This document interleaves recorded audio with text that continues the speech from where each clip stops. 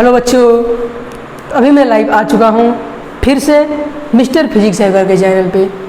आज हम आप लोगों को वेक्टर का लेक्चर नंबर 5 लेकर आए हैं और आज क्लास 11th का लेक्चर नंबर वेक्टर का 5वां पार्ट होगा और लेक्चर हमारा 12 होगा। आज हम लोग स्टार्ट करेंगे एक बहुत ही अच्छे कंसेप्ट के साथ। तो लेक्चर नंबर 5 के लिए आप लोग फटाफट से तैयार हो जाइए। और मैं आपको एक बात बता देना चाहता हूँ, इस फैन से आपको प्रॉब्लम होगी तो आप कमेंट कर दीजिएगा, मैं इस फैन को ऑफ कर दूंगा क्योंकि यहाँ थोड़ा सा बहुत गर्मी है, क्योंकि मैं ये अकेले ही रूम में वीडियो बनाना पड़ता है तो थोड़ी सी प्रॉब्लम है, उसको आप लोग मेनटेन करेंगे, ठीक है। तो मैं आप लोगों को एक पॉइंट लिखता हूँ, लेक्चर स्टार्ट करते हैं। अब कल हमने वेक्टर आपको पढ़ाया था, तो यहाँ पे हम लिख रहे हैं कुछ term magnitude of the sum of two vectors.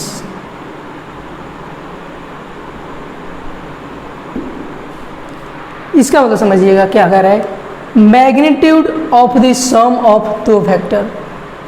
इस लाइन का मतलब क्या है कि दो वेक्टर के सम, दो वेक्टर है, इन दोनों वेक्टर के सम का हमें क्या चाहिए, मैग्नीट्यूड चाहिए।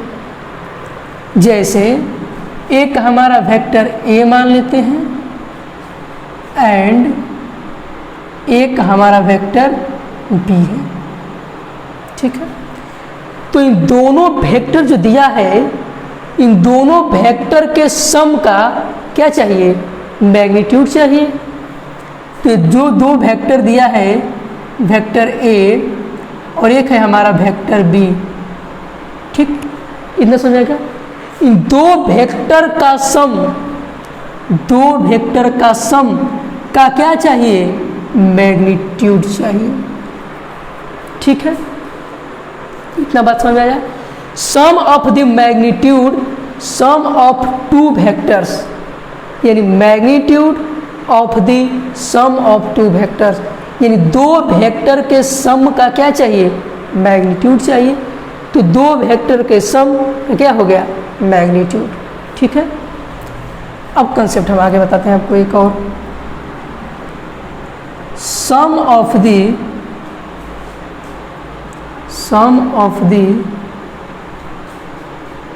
मैग्नीट्यूड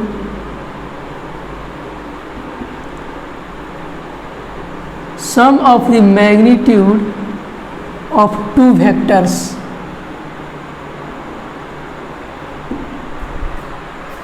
अभी यहाँ क्या शर्त है, sum of the magnitude of two vectors, दो वेक्टर दिया है, दो वेक्टर का जो मैग्नीट्यूड होगा उसका क्या चाहिए, हमें सम चाहिए। इधर से पढ़िए, मैग्नीट्यूड ऑफ टू वेक्टर्स, यानी दो वेक्टर्स के, सॉरी थोड़ा सा प्रॉब्लम हो गया, मैं बताता हूँ आपको। ओके सही है, थोड़ा सा मेरी माइक में प्रॉब्लम हो गया था, अभी माइक हमने आपको सही कर लिया है। तो यहाँ देखिए क्या कर रहा है, मैग्नीट्यूड ऑफ टू वेक्टर्स, यानी दो वेक्टर्स हैं, उन दो वेक्टर्स का जो मैग्नीट्यूड होगा उसका क्या चाहिए, हमें सम चाहिए। तुम लेट कर लेते हैं, मान लेते हैं लेट, एक हमारा वेक्टर ए है और एक हमारा वेक्टर बी है, ठीक है। तो इस वेक्टर ए का मैग्नीट्यूड और इस वेक्टर बी का मैग्नीट्यूड, इन दो वेक्टर्स का क्या चाहिए, मैग्नीट्यूड। तो एक वेक्टर ए है, इसका मैग्नीट्यूड, और एक वेक्टर बी है, इसका मैग्नीट्यूड। तो इस लाइन का मतलब हुआ sum of the magnitude of two vectors, यानी दो वेक्टर्स का मैग्नीट्यूड का क्या है, ये सम है। तो दोनों लाइन आपको रीड करने में सेम लग रही होंगी, लेकिन दोनों लाइन में क्या है, काफ़ी डिफरेंस है। ये कह रहा है कि दो वेक्टर के सम का ये क्या है, मैग्नीट्यूड है। दो वेक्टर, एक ए वेक्टर एक ए वेक्टर, तो दो वेक्टर के सम का क्या है, मैग्नीट्यूड है। और इसका मतलब है sum of the magnitude of two vector, यानी दो वेक्टर्स का मैग्नीट्यूड लेंगे और उसको जब सम कर देंगे तो हमें मिल जाएगा sum of the magnitude of two vectors. Got my points? तो इसको आप नोट करिए, मैं आपको आगे समझाता हूँ। नोट करिए इसको जल्दी से। ओके, ठीक है बच्चों। ओके, तो मैं इसको थोड़ा सा इरेज करता हूँ, ठीक है। ओके, इरेज करके मैं आपको समझाता हूँ आगे। एक प्रॉब्लम लेते हैं क्वेश्चन टाइप का, ठीक है। इसी बेस पे हम क्वेश्चन लेते हैं, ठीक है। देखिए क्वेश्चन हमारा क्या है। Given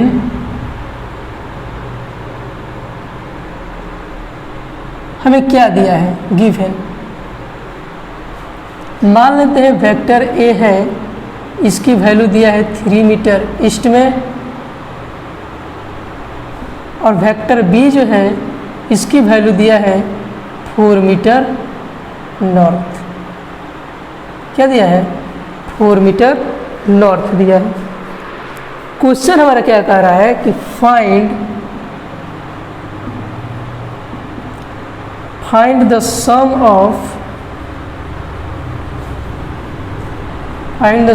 of the magnitude of two vectors.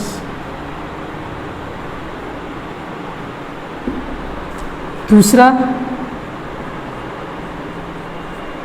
Magnitude of the sum of two vectors, ठीक है। क्वेश्चन हमारा क्या दिया है कि वेक्टर ए एक 3 मीटर ईस्ट के डायरेक्शन में है, वेक्टर बी दिया है 4 मीटर कहाँ है? नॉर्थ के डायरेक्शन में है। क्वेश्चन हमारा क्या कह रहा है? Find the sum of the magnitude of two vectors, यानी दो वेक्टर्स के मैग्नीट्यूड का क्या चाहिए? हमें सम चाहिए। और दूसरा क्वेश्चन है कि दो वेक्टर के सम का क्या चाहिए? मैग्नीट्यूड चाहिए। तो जरा पहले को देखते हैं, first part sum of the magnitude of two vector. Vector A है, उसका मैग्नीट्यूड कितना है? 3 मीटर। यानी इसको क्या करेंगे? ऐसे करेंगे, vector A plus vector B का मैग्नीट्यूड ले लेंगे तो क्या मिल जाएगा? Vector A plus vector B. तो कितना मिल जाएगा हमें? वेक्टर ए की वैल्यू 3 मीटर है प्लस 4 मीटर, टोटल कितना हो जाएगा? 7 मीटर। क्या हो जाएगा? 7 मीटर। जरा ध्यान से समझिए इसको, बहुत ही मज़ेदार कॉन्सेप्ट है कि जब दो वेक्टर के मैग्नीट्यूड का सम कर रहे हैं तो ये जो हमें मिल रहा है वेक्टर ए प्लस बी, ये हमें कैसा मिल रहा है? स्केलर सम। कैसा मिल रहा है? स्केलर सम। क्योंकि स्केलर को हम लोग अलजेब्रिक लॉ ऑफ काउंटिंग से क्या कर रहे थे? ऐड कर सकते हैं। तो जब दो वेक्टर का मैग्नीट्यूड ए प्लस बी है तो इसको क्या करेंगे? स्केलर सम कर देंगे, जिसमें मतलब डायरेक्शन की बात नहीं होगी। स्केलर सम में कहीं डायरेक्शन की बात नहीं होगी, तो इस तरह से हम इसको क्या करते हैं? ऐड करते हैं। अब दूसरा देखिए क्या कह रहा है, यह आप बताते हैं। दूसरा देखिए क्या कह रहा है, magnitude of the sum of two vector. दो वेक्टर के सम का क्या चाहिए? मैग्नीट्यूड चाहिए। तो एक vector A plus vector B, इन दोनों का क्या चाहिए? सम चाहिए हमें। तो मैंने आपको बताया था कल कि इसका मतलब होता है, क्या होता है? Vector R is equal to root over A square plus B square 2ab cos theta. कल मैंने आपको एक टर्म बताया गया था कि जब ये दो वेक्टर के मैग्नीट्यूड करेंगे सम का, यानी कि sum of the magnitude of the sum of two vectors, यानी दो वेक्टर के सम का क्या कर रहे हैं हम लोग? मैग्नीट्यूड निकालेंगे। मैग्नीट्यूड कैसे निकालते हैं? इस तरह से। अब देखिए, तो वेक्टर आर जो है रूट ओवर एक वैल्यू होता है 3 स्क्वायर दिया है, whole square 2 into 3 into 4 cos theta. इस तरह से हम वैल्यू पुट कर देंगे। लेकिन जनरली हमारा जो थीटा है वैल्यू किस पे डिपेंड कर रहा है? थीटा पे डिपेंड कर रहा है। किस पे डिपेंड कर रहा है? थीटा पे। ओके, देखिए अब यहाँ देखिए क्या बताते हैं। ये हमारा एक वेक्टर ए है और ये हमारा वेक्टर बी है। ये वेक्टर क्या है? ए है और ये हमारा वेक्टर बी है। Got my point? तो वेक्टर ए दिया है 3 मीटर ईस्ट, यानी वेक्टर हो गया 3 मीटर, और वेक्टर बी दिया है 4 मीटर नॉर्थ, तो ये हो गया 4 मीटर नॉर्थ, और ये हमारा हो गया नेट रिजल्टेंट वेक्टर। ठीक है, ये क्या हो जाएगा? R vector is equal to vector A plus vector B. तो वेक्टर का सम का क्या है? मैग्नीट्यूड है। तो इन दोनों के बीच में कितना एंगल बन रहा है? 90 डिग्री का।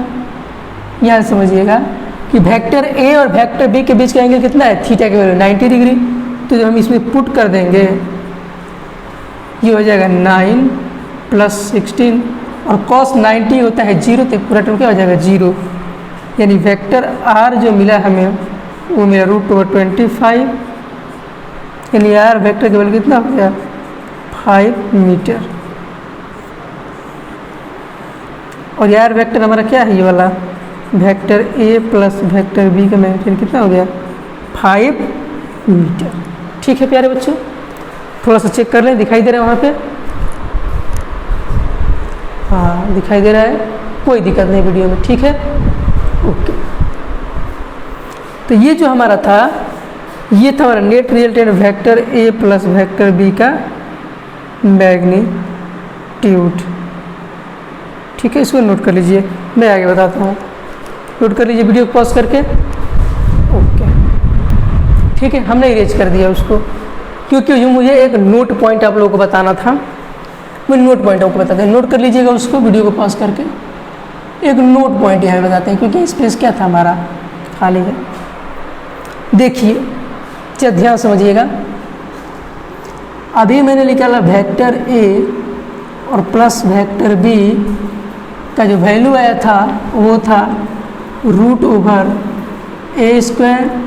Plus b² plus 2ab cos theta. ये था हमारा वेक्टर और ये प्लस वेक्टर बी की वैल्यू।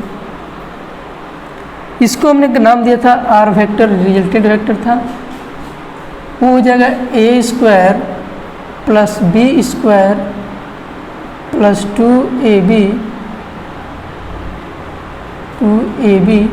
cos theta.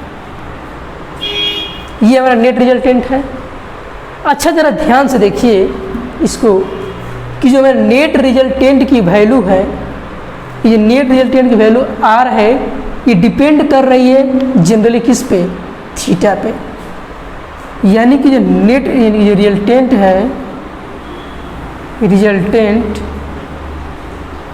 ये डिपेंड्स कर रहा है किस पे? Depends on theta, depends on theta. तो ये पहला केस क्या देखेंगे? Case first, for maximum resultant, for maximum resultant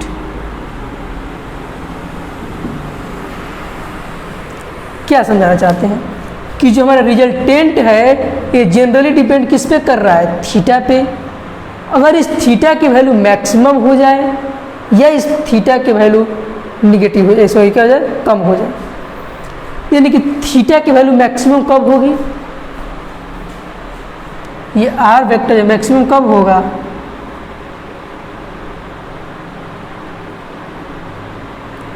R max की वैल्यू कितना हो जाएगा? तो हो जाएगा आपका, उसके लिए कॉस थीटा को क्या होना पड़ेगा? मैक्सिमम होना पड़ेगा। तो कॉस जो है 0 डिग्री पे क्या होता है? मैक्सिमम होता है। क्या होता है मैक्सिमम, यानी कि कॉस जीरो का वैल्यू कितना होता है 1। तो कॉस की जो सबसे मैक्सिमम वैल्यू कितना होता है 1। तो थीटा के सबसे मैक्सिमम वैल्यू 1 हो गया, तो हमारा आर मैक्स कितना मिल जाएगा A square plus B square plus 2ab, ये हमारा आर मैक्स की वैल्यू मिल गया। जब थीटा की वैल्यू कितना है 0 डिग्री है, तो थीटा की जो वैल्यू 0 डिग्री, तो हमारा वैल्यू क्या हो जाएगा 1 हो जाएगा। ठीक है, इसको आप लोग नोट कर लीजिए, मैं आपको आके समझाता हूँ। नोट कर लीजिए इसको, स्पेस नहीं थोड़ा सा दिक्कत है। ठीक है बच्चों, ओके। अब जरा ध्यान से देखिए, ये जो हमारा मैक्सिमम रिजल्टेंट आया है, ये कब आया जब थीटा की वैल्यू कितना डिग्री है 0 डिग्री है। यानी कह सकते हैं क्या इंप्लाइड है कि जो हमारा वेक्टर ए है पैरेलल है वेक्टर बी के, यानी वेक्टर ए और वेक्टर बी के बीच का एंगल 0 डिग्री है, मतलब कि दोनों क्या है एक दूसरे के साथ पैरेलल है। क्या है पैरेलल है, क्योंकि बीच में कोई एंगल नहीं बन रहा है, तो ये क्या हो गया दोनों पैरेलल हो गए।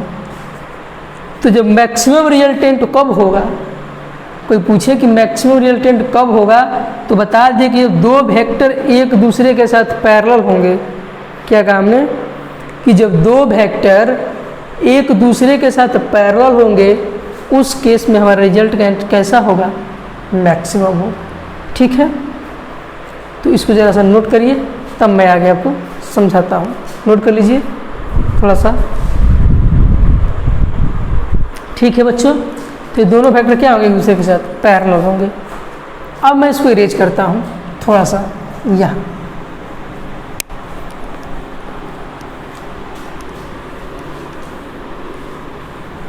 यहाँ से समझते हैं। ठीक है,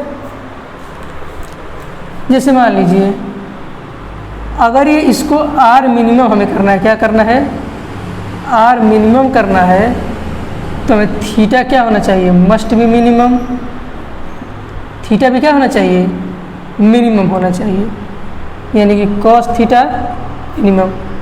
तो कॉस थीटा की जो वैल्यू है वो मिनिमम कब होगी, जब हमारा कॉस 180 डिग्री हो जाए, यानी कॉस थीटा की वैल्यू जो हो जाए वो कितना हो जाए -1।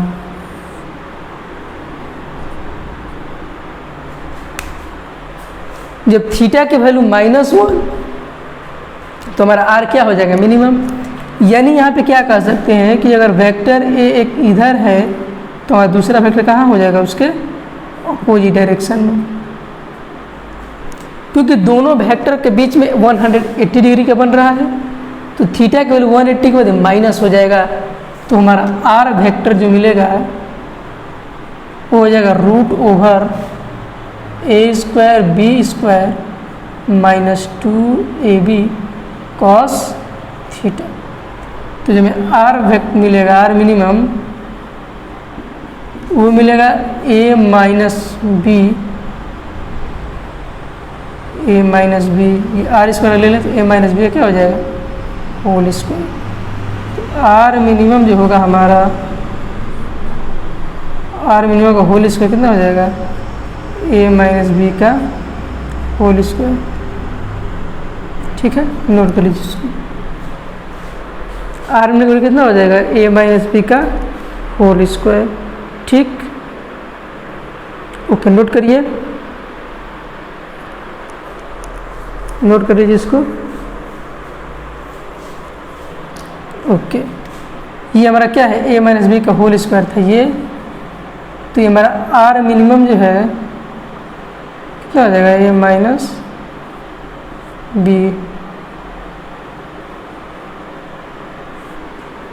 ठीक, तो एक हो गया a+b और दूसरा हमारा हो गया a-b। ठीक, ओके। हाँ, कल क्लास चलेगी, हाँ कल मैं क्लास चलाऊँगा आप लोगों का। ठीक है प्यारे बच्चों, कोई आकाश नाम का लड़का है जो पूछ रहे कल क्लास चलेगा, हाँ पक्का कल क्लास चलेगा। तो देखिए जो हमारा वेक्टर आर है इसकी रेंज कहाँ से कहाँ तक है, तो इसकी रेंज जो है ग्रेटर देन ए माइनस बी यानी आर मिनिमम और ए प्लस बी क्या हो जाएगा ये मैक्सिमम। ये रेंज है, इसके बीच में लाई करता है वेक्टर ए माइनस बी और वेक्टर ए प्लस बी। ठीक है,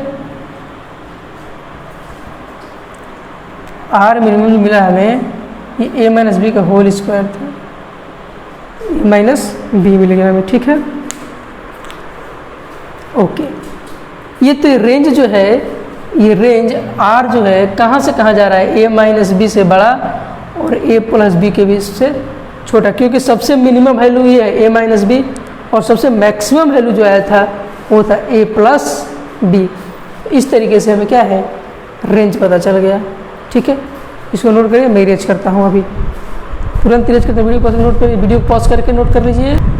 ठीक है बच्चों, तो हमने उसको इरेज कर दिया और एक नया क्वेश्चन लेकर आए हैं आप लोग के लिए। दिया है कि sum of the magnitude of two vector, दो वेक्टर के सम का क्या है मैग्नीट्यूड है, जो किसके बराबर है वेक्टर सी के मैग्नीट्यूड के बराबर, और A square plus B square क्या दिया है सी स्क्वायर। तो find the angle between vector A and vector B, यानी कि ए और बी के बीच हमें क्या फाइंड करना है, एंगल फाइंड करना है। यानी हमें क्या फाइंड करना है, एंगल कहे तो थीटा हमें क्या करना है फाइंड करना है। Got my point. तो इसको क्या दे सकते हैं हम लोग ऊपर वाले को,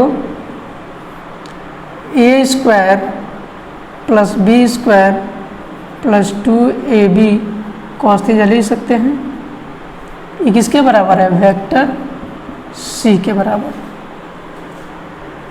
अगर स्क्वायरिंग कर दें, squaring to the both side, squaring to the both side क्या हो जाएगा हमारा A square plus B square plus 2ab cos theta, और ये हमारा हो जाएगा कितना सी स्क्वायर। इसके बाद देख लेते हैं A square B square plus 2ab cos theta equal to C square कर लो A square plus B square. तो A square plus B square से ए स्क्वायर प्लस कैंसिल हो गया। अब बचा 2ab कॉस थीटा, तो 2ab जो है ये जीरो के बराबर होंगे नहीं, तो हमें क्या ये मिल रहा है यहाँ पे केवल कॉस थीटा की वैल्यू जीरो। कॉस थीटा कितना हो जाएगा 0 डिग्री, यानी जब थीटा की वैल्यू 90 डिग्री होगा उस समय हमारा क्या हो जाएगा एंगल हो जाएगा बिटवीन ए एंड बी। तो theta is equal to 90 degree is the angle between A and B. तो ए और बी के बीच का जो एंगल है कितना दे रहे हैं 90 डिग्री, क्योंकि स्क्वायर के बाद कॉस थीटा 0 हो जा रहा है, कॉस थीटा 0 को थीटा की वैल्यू 90 डिग्री पे, तो 90 डिग्री पे क्या होगा angle A and B theta मिल। ठीक है, इसको नोट कर लीजिए आप लोग, वीडियो को पॉज करके नोट कर लीजिए। ठीक है बच्चों, ओके। तो आज का लेक्चर हम यहीं पे समाप्त करते हैं, इससे कल आगे लेक्चर में किया जाएगा कंटिन्यू।